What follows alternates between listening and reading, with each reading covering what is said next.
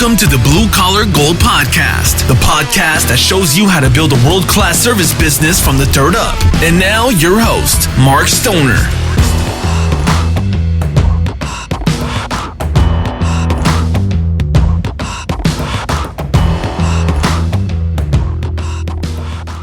Hello, everyone, and thank you for joining me on the Blue Collar Gold Podcast. Glad to be back. It's been a great week. Hope you're having a great week.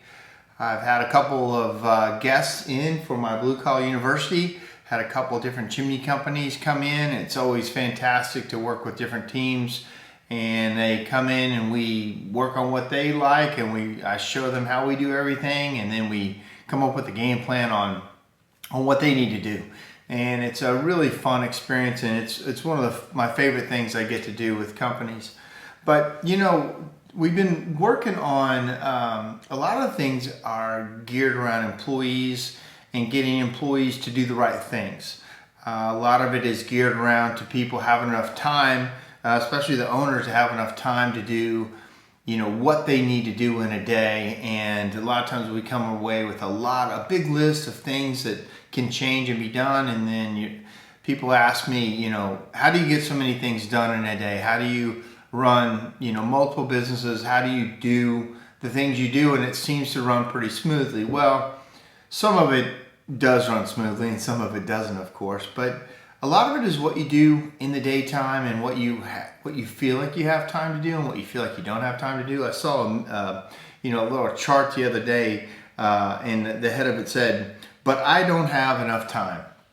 And then it breaks out the week into quarters. So basically 56 hours you have of sleeping, 40 hours of working.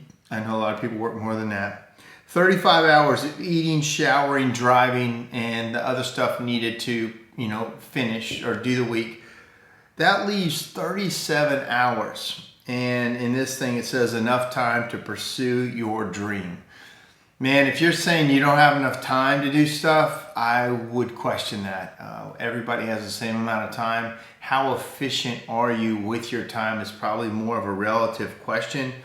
Watch what you spend your time on. You know, what you spend your time on is probably very telling on how hardcore you are about, you know, your dream, what you want to have happen in this life, how much time you have left.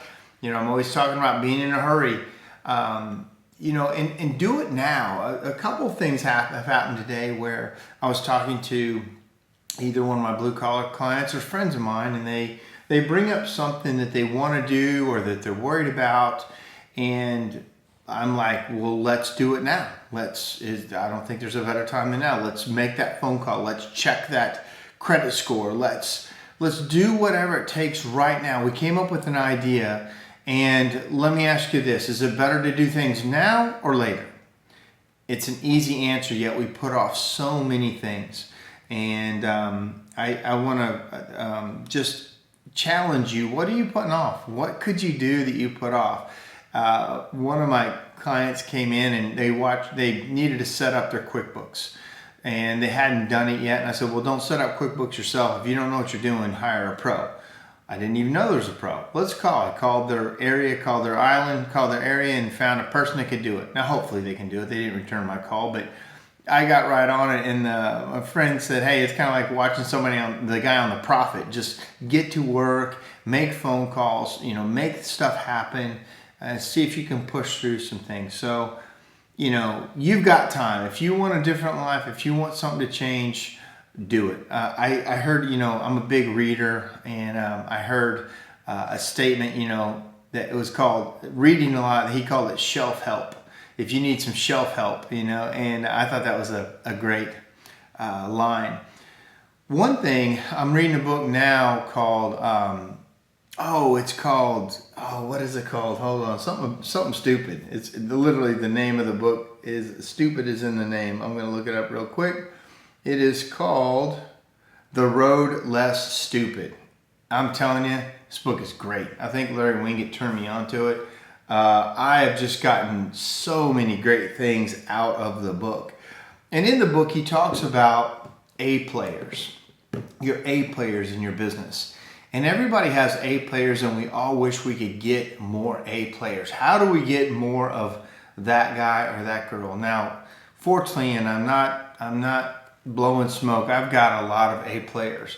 Why do you get a lot of A players sometimes? Because A players like to work with other A players. In fact, they don't like to work with C and D, and they will not work with an F player.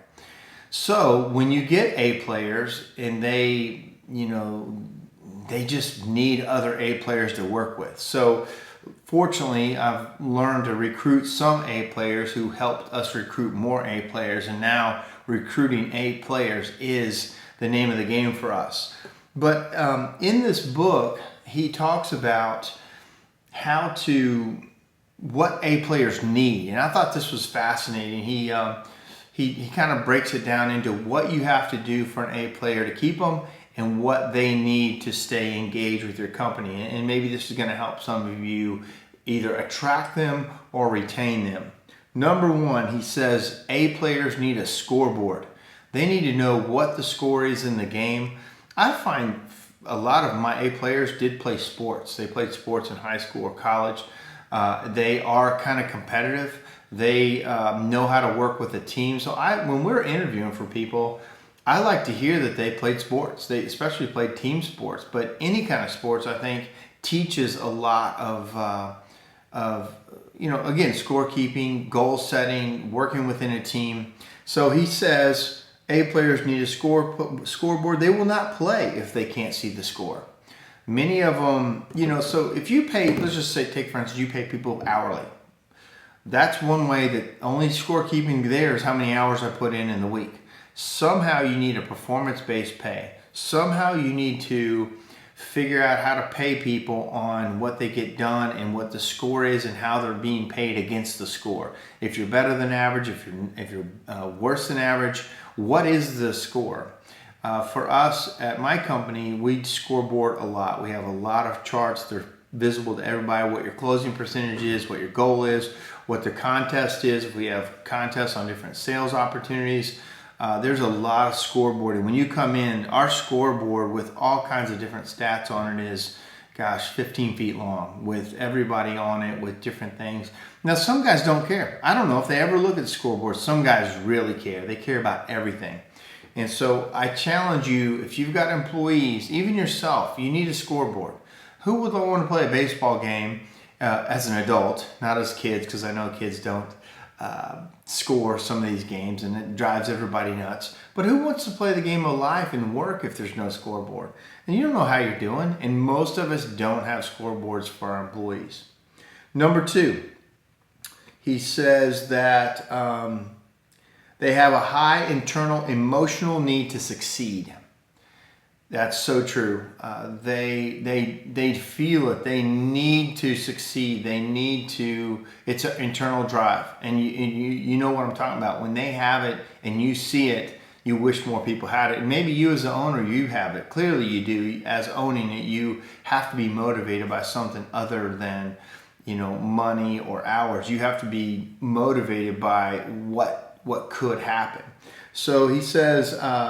They have a high internal emotional need to succeed. They don't need external motivation or to be begged to succeed. Pros never need motivating. Inspiration is a different story. I really like that. So pros don't need to be motivated. If you're a pro, you're the owner, you probably don't need to be motivated. Now, you may need to be inspired. A lot of times when companies come to my business, they do get inspired. They're like, oh, this is so exciting. I can see something I really want to put in place. They also see that I run a real business with real problems. I don't hide problems from people. If they come in and I'm dealing with an employee issue, I'll deal with that employee issue right there. If I'm dealing with a rough phone call, I will deal with a rough phone call right in front of them. So they know how I handle things, how I think about things. And I have real problems. One time a company came into work with us and they're like, I thought it was going to be all rainbows and unicorns in here. And I tell them that no, it's not rainbows and unicorns in here. I try to make myself a unicorn and rainbows and try to look at the better side of it. Speaking of that, I got a unicorn right here and a bunch of them right here. I mean, they're all around. But anyway, I have real problems like everyone else, and I think that's inspiring to see that I do. But it runs very smoothly, and some of my problems are good problems to have. But in general, it's still a business, and I still have to deal with human beings and customers and employees, and you have emotions and things that happen on a daily basis. The better you get at handling problems, the better you get at building businesses. But that being said, they don't need motivation. Your A players motivate themselves. They do sometimes need recognition for sure, and they need inspiration for sure. Okay, he also says that they love to be measured and held accountable for results. They love report card day. C players, so if you're a good student, you can't wait for your report card to come out. You want to see if you got an A. You want to make sure you got that A because you worked for it. That report comes out and you're excited. Report card, that is. C players, C students, they don't want to see that report card. They don't care. So if you've got C players in your office in where you work, they may not want to see how they're doing. They may not want to know their closing percentage. They may not want to know how they're doing against other employees. Your A players always want to know. Show me the game. Let me play. Let me win. I find that is so true in my A players. In my B and C players, they don't care as much. Now, that doesn't mean they're not doing their job. That doesn't mean they're not good people. They're just not an A player. If they don't care about the score, now they might care about their paycheck, but I mean their score against others, probably not an A player. They're just not, they don't have that drive. Now, hey, I can deal with B players, but I love A players. They have their own set of challenges though, for sure. Another thing he says is that they have technical chops to do the job. They know how to do it. They really know how to do it. They learn how to do it. They're all about learning how to do it. And, I've seen some guys, some of my A players get really frustrated when a B or C player doesn't want to do something or says it can't be done. And sometimes my A player has to just come in and show them how it's done. And I've had that in a situation where a senior technician who's a very good technician couldn't figure out how to do something, said it couldn't be done. This other, what I would consider A player, said it absolutely can be done, and he went over there and made it happen. And the other player said, the other employee said, man, he was right. I didn't see it. I didn't think it could be done, but he was right. A players have really good chops. They can figure out how to do it. The problem is they think everybody should have good chops or as good as them. And they get frustrated a lot if that player doesn't have the ability that they have. Okay, so I had a skip in my program here. Where did it go? I had a dumb is real moment here. That's funny. I'm gonna come back to this. I'm gonna start a new part of my podcast that said dumb is real. I know I had a whole podcast on that. And I'm going to get back to my dumb is real part.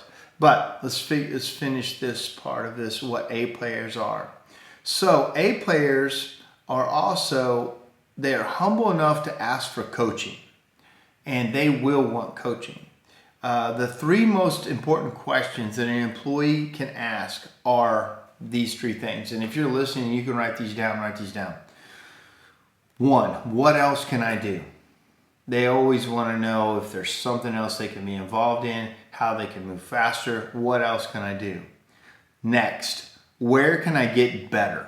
They want to know self-improvement. They want to know if you see holes in their game, how do they get better? And then thirdly, they want to know, what do I need to do or learn so that I can continue to grow and learn? Don't you wish you had employees that would ask those questions?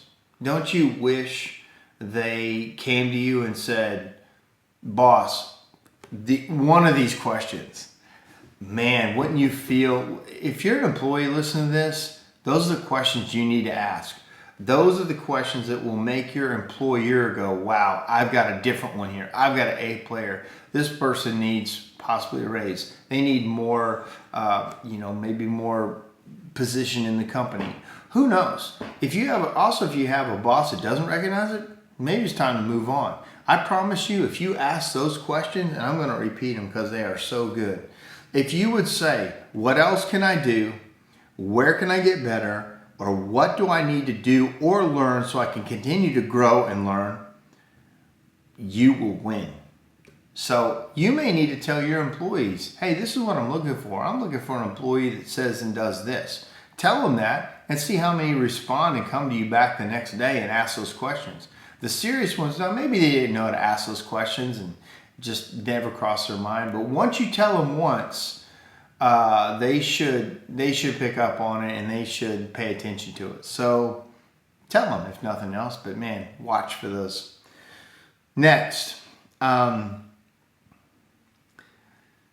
players see opportunities, right? They see what could happen. They come to you. They're excited about things. This is an opportunity I see here. I think we need to do this. I think we need to do that. Sometimes they have too many opportunities and you have to be the one that's the wet blanket and say, I think, I'm not sure about that. Or I've tried that before. Try not to be too big of a wet blanket though. C players only see problems.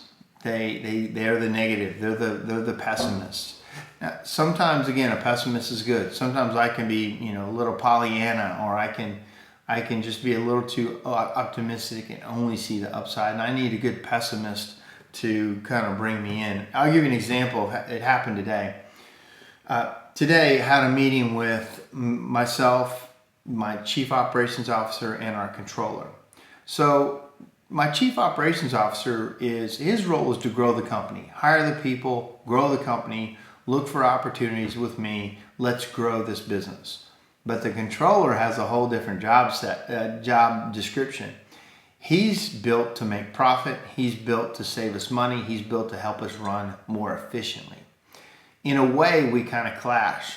When you're wanting to grow and jump and go through stuff, you're spending money and you're taking opportunities and taking risks. When you're in charge of profit, you don't want to do that so much.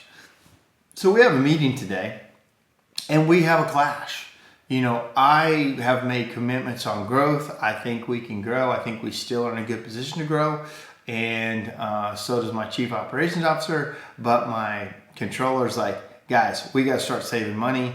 We think we might have a downturn in the economy next year. Who knows? We are spending a lot of money to grow. I'm nervous. And so it's a battle. And that's a great battle to have, right? It's a great battle to be in a position where do we grow or do we save? Or can we split the difference?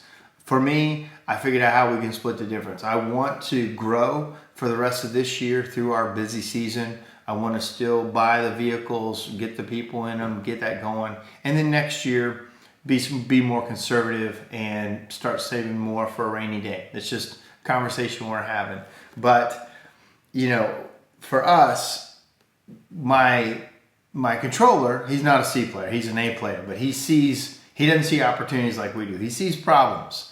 And me and the operations guy see only opportunities everywhere. But we're listening to him, and he has some very valid points, and we need to come to a compromise.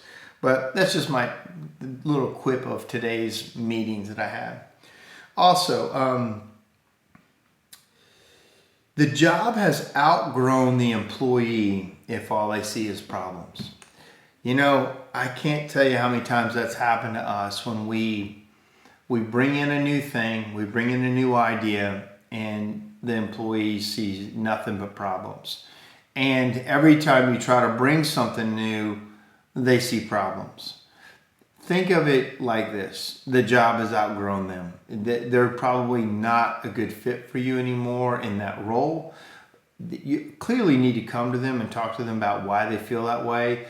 I remember I was the president of a nonprofit at one time, and I had a board member that always shot down my ideas. Every time I had an idea, he was always the one that was negative and said, no, here's this problem, here's that problem.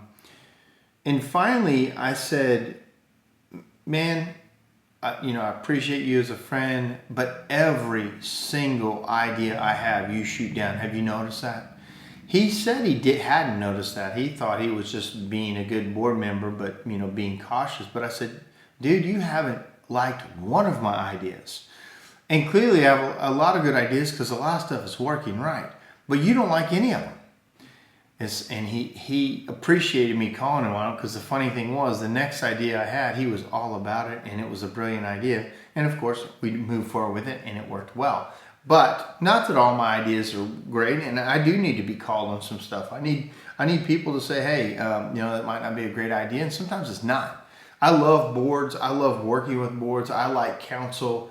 I listen to people. I need to listen to people. I need to change direction sometimes so I don't, stab myself and shoot myself in the foot. But I think that was a really great little piece on A players, and I hope you got something out of it. I certainly did. Again, the book was I'm going to forget the name of the book again. The Road Less Stupid. The author is Keith Cunnin, Cunnin, and I listened to it on Audible. So I got an email from a listener, Dave. Dave L said, "Hey, I listened to you. I've read your book, and I listened to your part on partnerships. And in the book, I talk about normally partnerships don't work, and I have a little saying in there, and I read it somewhere, that the only ship that doesn't float is a partnership. And I've had a couple partnerships that failed, and I've seen a lot of partnerships fail. But he has a very valid point. I'm in a couple partnerships now with other businesses I'm in, and they're successful, and we have a great partnership, and we've had it for many, many years. And do I still believe that? In fact, when my book came out, my partners read that and they're like, what does this mean? Does this mean you think we're doomed to fail? Well, when I wrote it, it's from that perspective of a lot of times they do fail. And I hadn't had one that lasted very long at the time. In this case, partnerships are good. And let me just kind of give you my parameters of it.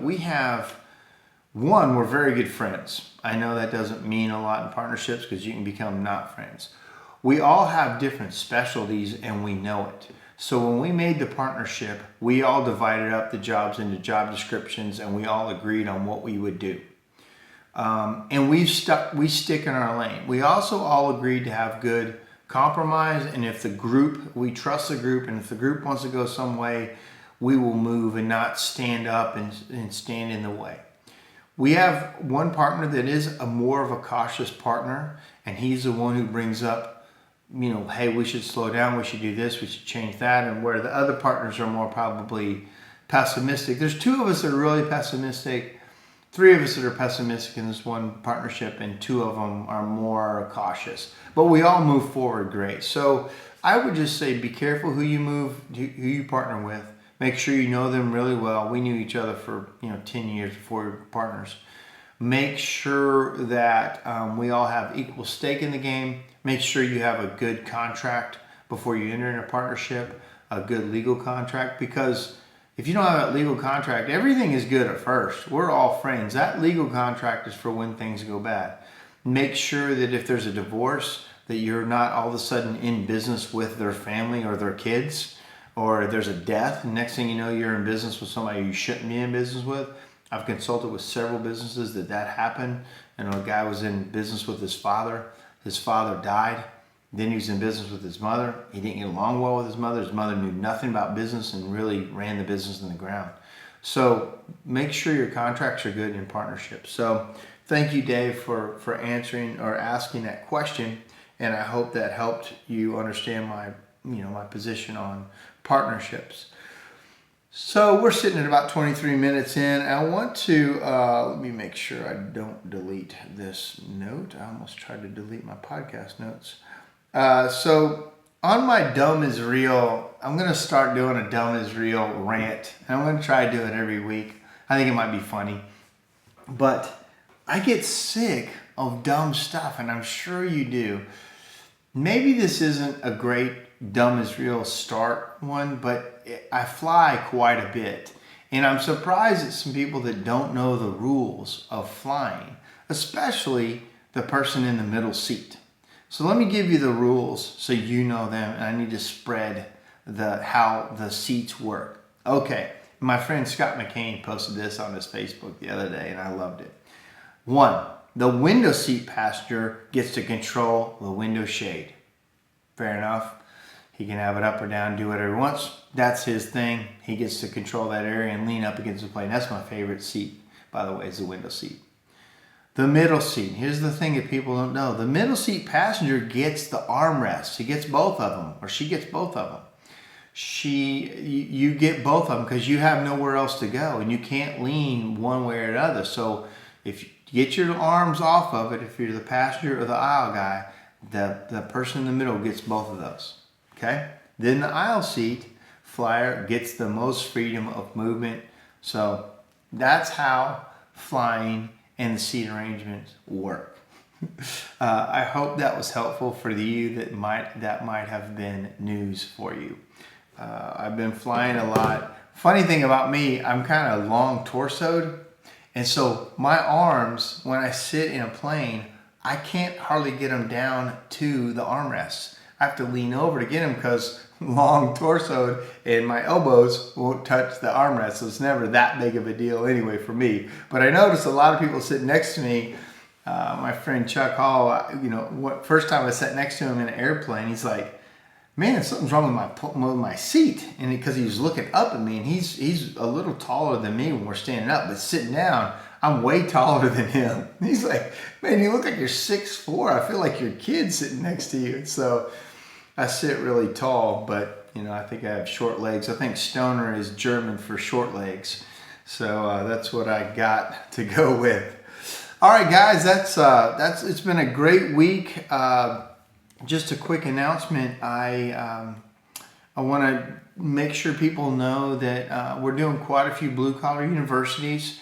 And just what is Blue Collar University? It is my consulting program where people come in of all types of businesses, no matter what it is. They spend 2 days here in Nashville, and I work on your business with you, and then I show you things that you may want to see in my business, like software, leadership things, commission structures, pay plans, how we run the whole business.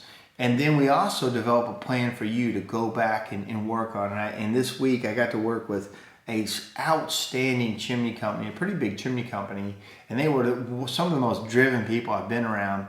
And they literally could not wait to get back to get to work on all the stuff we came up with that they could do. They were so excited that normally after a day of working in my office, everybody's kind of ready to hit the hotel rooms, eat dinner, go to sleep. These guys went back and had another 3-hour meeting on everything we talked about and ideas that we had. And it's so exciting to work with people that have energy. And the owner of the business, he's been in the business 34 years and still had energy. Like, he had a lot of wisdom, very smart guy, and he had a lot of wisdom as to what the right thing for his team was. And he had a good group of guys following and a good group of leaders that are emerging. So, man, that kind of stuff is exciting for me. So if you have a business or know a business that is maybe stuck or maybe is ready to go to the next step, or just, maybe it needs some inspiration, as we talked about earlier. Everybody needs inspiration from time to time. Go to markstoner.com, click on Blue Collar University, and we'll send you some information and see if it's a good fit. All right, guys, that's my time. Have a good one. Thanks for listening to the Blue Collar Gold Podcast. Please subscribe on iTunes or any place that you listen to podcasts. More information is also available at markstoner.com.